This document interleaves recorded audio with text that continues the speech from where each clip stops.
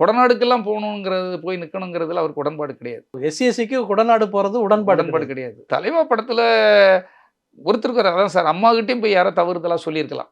இவரை பத்தி இவரை பற்றி, ஆ. சந்திரசேகரை பற்றியோ, விஜய் பற்றி விஜய் பத்தி, தவறுகளா அதான் சார் தவறுகள். கண்ணால் பார்ப்பதும் பொய், காதால் கேட்பதும் பொய், தீர விசாரிப்பதே மெயின்ட்டு ஒண்ணு இருக்கு சார்.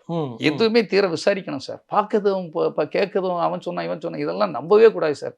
அந்த விஷயத்துல அம்மா வந்து சம்மந்தம் இல்லாம இவரு ஏதோ மேடையில பேசினா டைம் டு லீடு இதெல்லாம் பார்த்துட்டு டைம் டு லீட் அதை நான் வந்து அணில் உதவின மாதிரி உதவுன கட்சி எல்லாமே ஏதோ ஒன்று நினைச்சிட்டு அவங்க மேல ஒரு இது. அப்போ சந்திரசேகர் சாருக்கு வந்து அந்த படத்தை ரிலீஸ் பண்ணணுங்கிறதுல தான் ரொம்ப இதுவா இருந்தார். கொடநாடுக்கெல்லாம் போகணுங்கிறது போய் நிற்கணுங்கிறதுல அவருக்கு உடன்பாடு கிடையாது.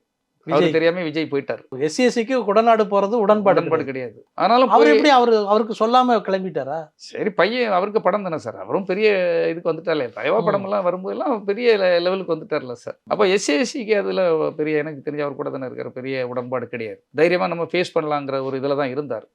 நம்ம ரிலீஸ் பண்ணலாம், எந்த பிரச்சனை வந்தாலும் நம்ம பார்த்துட்டு நம்ம ப்ரொடியூசருக்கு செட்டில்மெண்ட் பண்ணிட்டு நம்ம ரிலீஸ் பண்ணலாம், இப்படிலாம் அவருக்குள்ள எண்ணம் இருந்தது. ஆனால் விஜய் வந்து படத்தை ரிலீஸ் பண்ணுங்கிறதுல ரொம்ப தீவிரமாக இருந்தார். அப்போ நாங்கள் எல்லாருமே கூட இருந்து ஒர்க் பண்ணி. கொடநாட்டுக்கு எப்போ போறாரு அவர்? என்னைக்கு? அதை அதிகாலையில் கிளம்பி போறாரா? இல்லை அவங்கள பார்க்கணுங்கிறதுக்கு அதுக்கு நைட்டே இங்கேருந்து வண்டியில் போய் காலையில் பார்க்கறதுக்கு அவர் போகிறார். பிரச்சனைகள் நடந்துகிட்டு இருக்கும் போதே அவர் அந்த அம்மாவை பார்த்தா தான் இனி படம் பிரச்சனை சிக்கல்களுக்கு ஒரு முடிவு வரும் அப்படின்னு இருக்கும்போது அவங்க ஊரில் இல்லைங்கும் போது கொடநாட்டில் இருக்காங்க உடனே அங்கேயாவது போய் பார்த்துட்டு அந்த படத்தை ரிலீஸ் பண்ணணுங்கிறது விஜயுடைய ஒரு இது.